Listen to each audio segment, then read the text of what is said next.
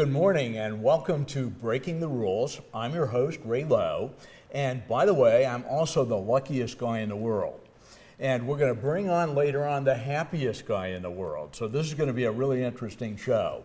But let me take a minute and talk about what the luckiest guy really means. The luckiest guy in the world isn't a job title that I have. It's not an award I won. It's how you feel. And it's how you feel because everything in your life seems to be coming together. And a lot of it is because you plan for it. So when you wake up every morning and you're excited about what you're going to do for the day, how can you not feel lucky? And at the end of the day, when you come home and you say, wow, I was able to do some great things for some great people today, how can you not feel lucky?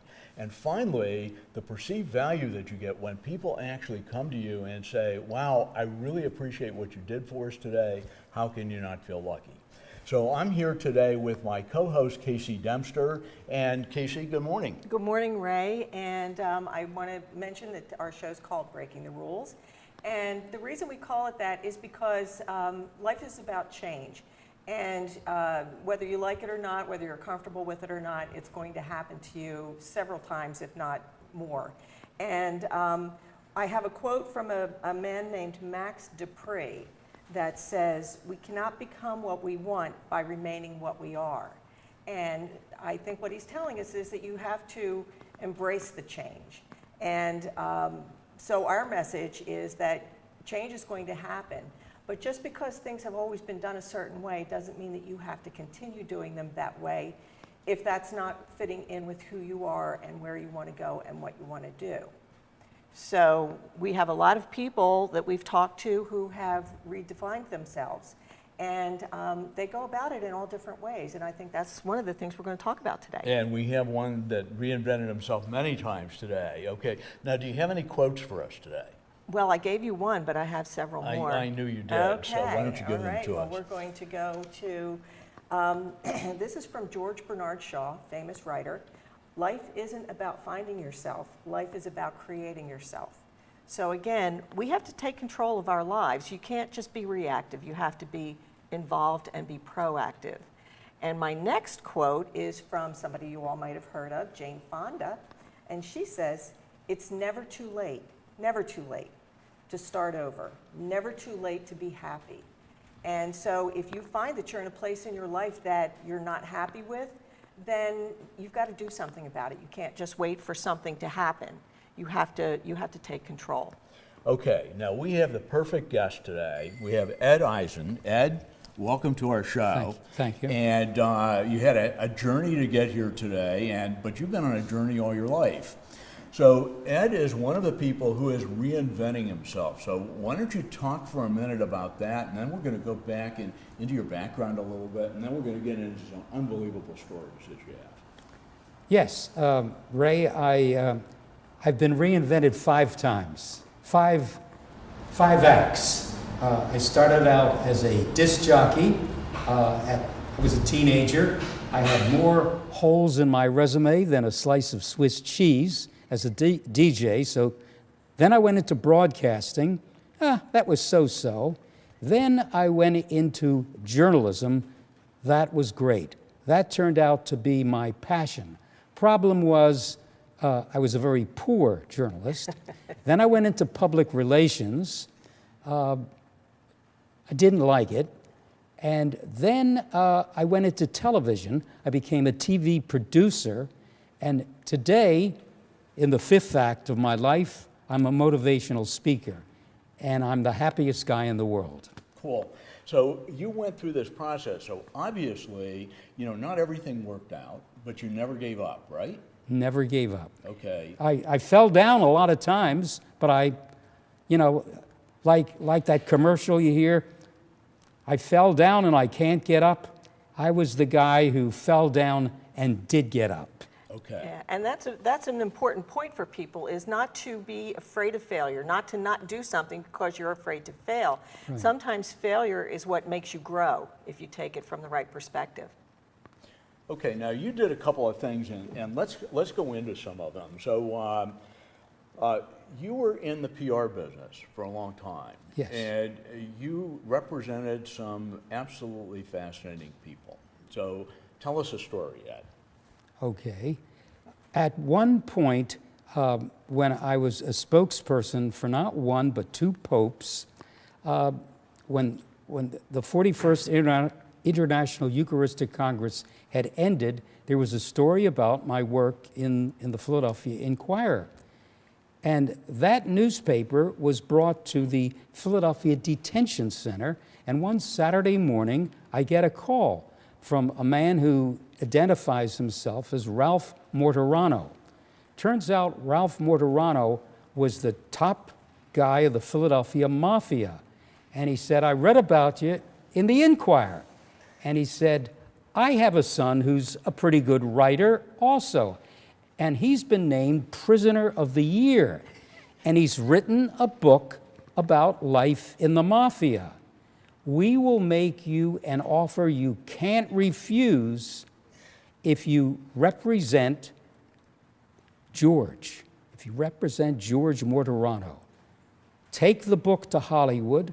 He offered me $48,000. Wow. And as I look back upon it, it was probably the worst mistake I made in my life, because George, who spent 32 years behind bars, in a federal prison, 32 years later, he is released.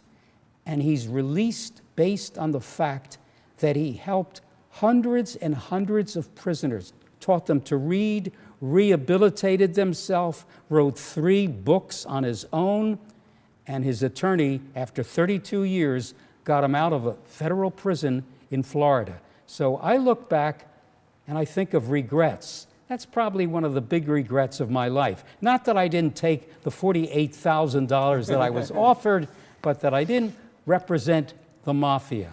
Well, you know, it's a great story. So, and you have some others. So, you were telling me a while ago that one of the most poignant things in your life was you actually had an interview with Mother Teresa, Yes, and it changed your life. it did. Now, I come from an Orthodox Jewish background, so it didn't, and many, particularly folks of the Catholic tradition, say, well, did you become a Catholic? And I tell them no. But it changed my life in every other way.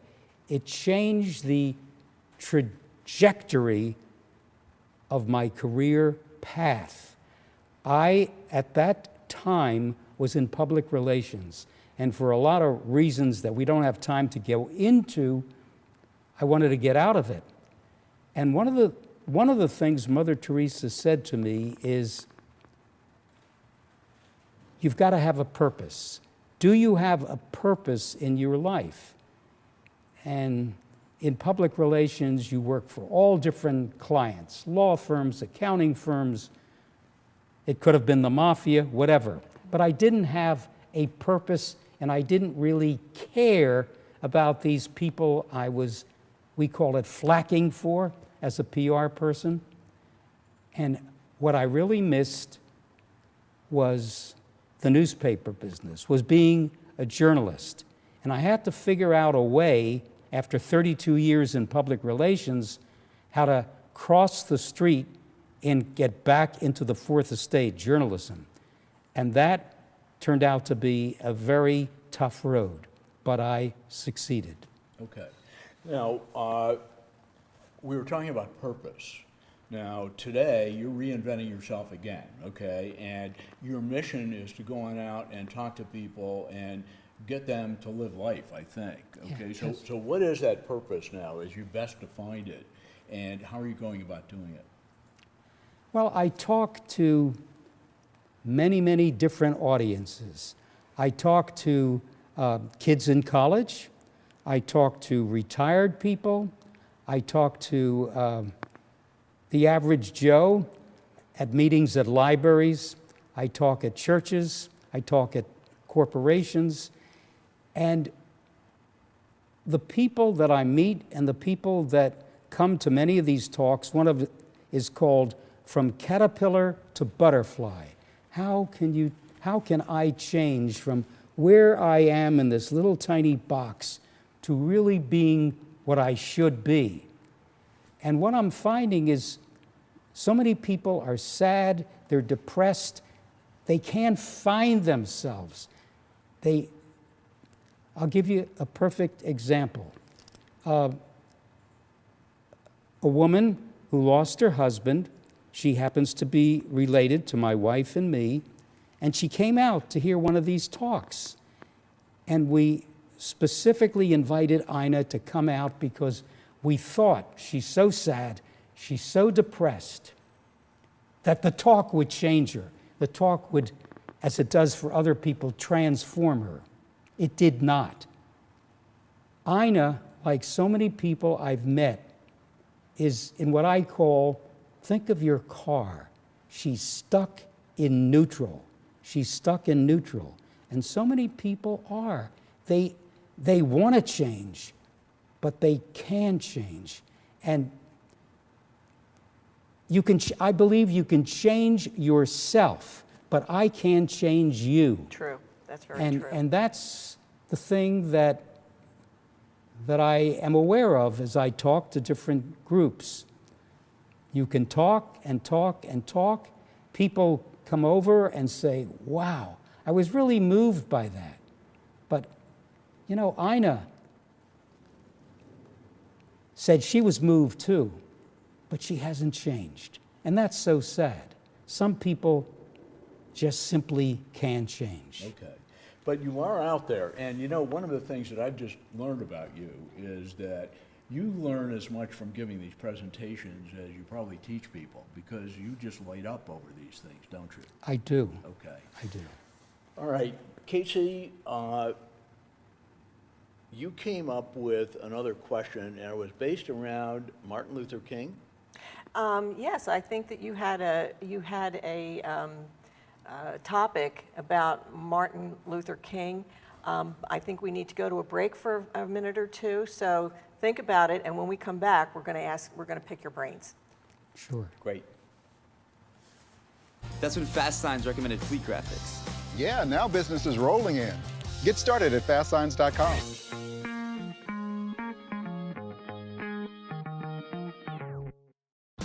Hi, I'm Charlie Timmons, and What's Your Story? I'm the new host of What's Your Story here on RVN TV.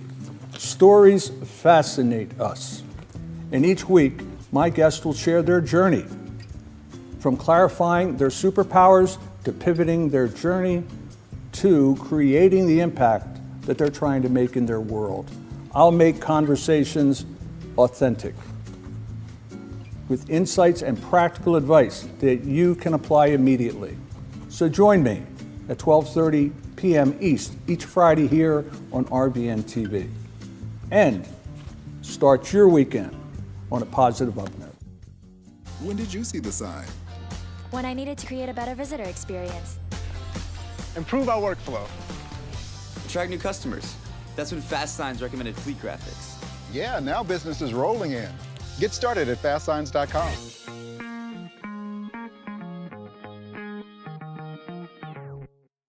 When did you see the sign?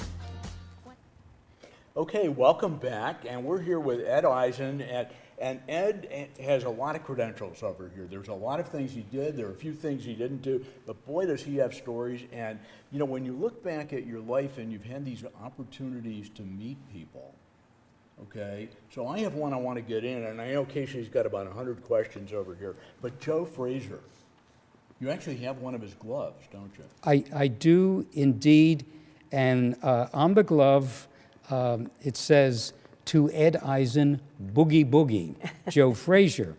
And how that all happened is Joe had been knocked out in a 2.5 round technical knockout, and he wasn't doing anything except working out at his gym in North Philadelphia every day. And I was with a major, one of the city's larger advertising public relations firms at the time, and we had a client called Germantown Savings Bank, one of the city's larger banks. And there was a newfangled electronic system that had just come out called pay by phone. And the way it worked is you don't have to go to your dentist's office to pay your bill. You don't have to pay your bill by waiting in a line at the electric company. You simply punch a number on the telephone and you pay your bills. But how do we get that message across to the public? So the message is pay by phone, electronically, long before smartphones. This is in the 70s. And so we came up with this idea, why don't we use Joe Frazier punching out a telephone? And we showed Joe Frazier punching out telephones on TV and newspaper ads and all of that. He came to our offices in Center City, Philadelphia, punched out a phone, and Germantown Savings Bank literally got hundreds of thousands of new checking account customers as a result of Joe. So I want to say to your audience, you're all invited to my home tonight. My wife doesn't know about it, to see the glove, okay? And we want to do that someday, too. Now, you had a bunch of questions. Well, we were supposed to come back and talk about Martin Luther King Jr., so let's return to that. Okay, Martin Luther King Jr. I covered him at a time I was a reporter at the Philadelphia Inquirer. And this goes back to the 60s, the late 60s. And he had traveled from Selma to Montgomery. And, you know, some of those were pretty bloody marches with dogs and people being arrested and all of that. And as part of his protest for civil rights, he came to Philadelphia. He came to a church in North Philadelphia called Ebenezer Baptist Church. And at that particular time, again, the late 60s, the media was not too excited about Martin Luther King. And he was trying to get the media to write more about his civil rights marches and the activities he was doing. And he came to the church, and there were only 3 reporters there, 2 from television, and it was me from the Philadelphia Inquirer. That is all he could get. Ralph Abernathy, who was there with him. It was a hot August day, and he was profusely sweating. It was down in the basement of this church. And he bemoaned the fact, and rightly so, that all of his work was being taken over by the Vietnam War, that he was on page 1 for a period of time, and the Vietnam War had pushed civil rights to the back pages of newspapers. And he was talking about that. And at that particular time in the late 60s, his message was essentially not being heard. And my story was essentially buried in the back pages. So that is my memory of Martin Luther King. You know, you have all these memories, and, you know, you could sit down somewhere and dwell on your memories, but you're not, right? You know, and what you've done that I think is really creative, and you're how young today? 82. 82, okay? Reinventing yourself at 82. And you've got all of these stories that are available to people to listen to along with a message. Now, when you actually give some of these talks and you get into some of the messages that you want to get, what's your favorite message? What's the thing that you do best that has the biggest impact on people? Well, I'm going to share a couple of these things. Number one, forgive yourself. So often people go through life and they have regrets, things that have happened in their lives, and they just can't forgive themselves. So that's one message. So, interrupt you. Did you forgive yourself over the mafia deal yet? I have, Okay. indeed. I have. Another is, as I talk to people, one of the things I say as I look at their faces and they look at mine, and I say, this is a good moment. Remember this moment, because it's silent in the room. They're looking up at me, and I say, think about it. Don't think about all the other things that are bothering you. That the glass is half full, not half empty. Think about this moment. This is a good moment. So that's another message. Travel. I say this to older people. Travel before your knees give out. Appreciate your body, especially when it's working.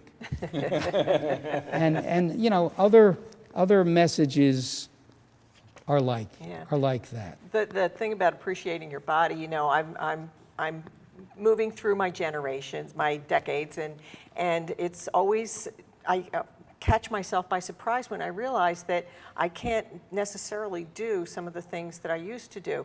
Maybe it's staying up till 1 o'clock in the morning and then getting up the next morning at 6. Or maybe it's that my knees are hurting a little bit when I'm going up the stairs now, and you know, things like that, and I feel a little bit betrayed. But the fact is, it does happen to us, and we do have to start taking steps to prevent it or to find a way to work around it. And so I think that's a great message. Yeah. You know, and before we forget, you know, you're available to speak to people's groups, okay? Yes. So how do they reach you? That's easy. I have an email address, I have a website, I have a phone number. Okay. So let me rattle that off. 215-885-7253. My email address is writer, W-R-I-T-E-R. And the 4 is the numeral. Yes, the numeral 4. Okay. Writer at Comcast.net. And the website is www.eisen, E-I-S-E-N, show, edisenshow.com. And all of the 29 presentations that I do are on that website. Great. That's great. Okay, we have a minute. Jackie Gleason. That's a great story. I was a young rookie reporter working for a paper then called the Fort Lauderdale News. And the editors back then, as they are today, liked reporters to do not one but two things. Be a cameraman, be a reporter. Oh. So there I took my Yashica 7 camera with me, go interview Jackie Gleason. He's not doing the television show in Miami Beach. He's doing a radio show at the Biltmore Hotel in Palm Beach County. So I run up to the Biltmore, use my press pass, get in, go backstage. He's rehearsing the show. He's wonderful. I break up the show. He sits me down. Sit down, you know, ask me anything you want. Mr. Gleason, can I please take your picture first? Oh, sure. Very, very generous.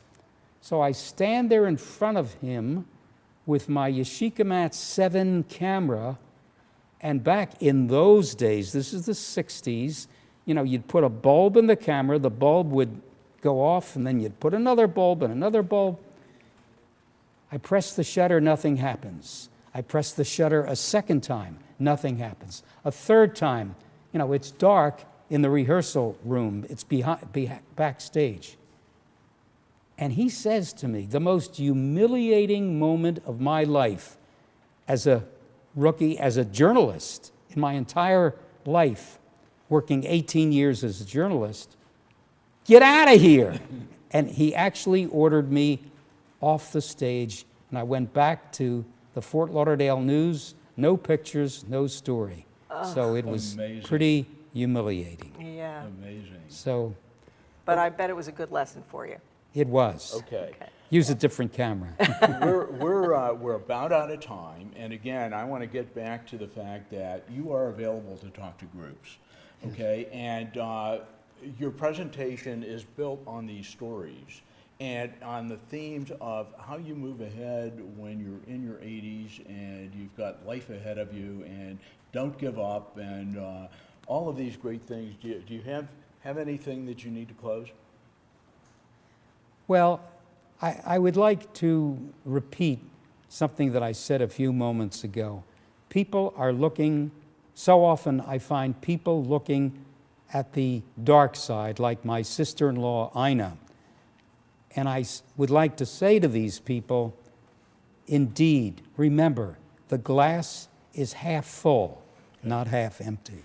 Ed, thanks for being with us. Thank you. Thank you. Thank you.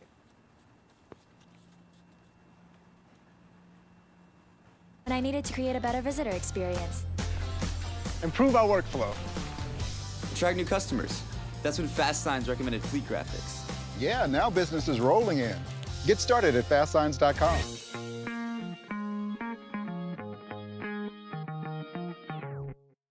When did you see the sign? When I needed to create a better visitor experience. Improve our workflow. Attract new customers. That's when Fast Signs recommended fleet graphics. Yeah, now business is rolling in. Get started at fastsigns.com.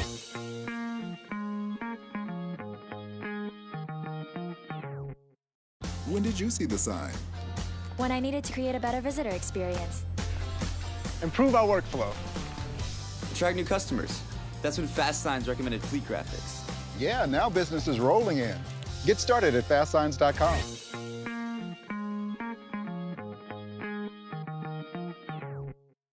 When did you see the sign? When I needed to create a better visitor experience.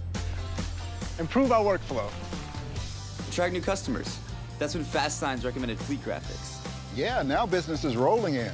Get started at fastsigns.com.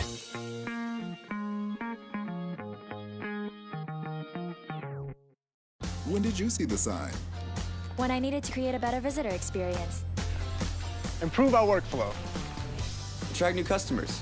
That's when Fast Signs recommended fleet graphics. Yeah, now business is rolling in. Get started at fastsigns.com.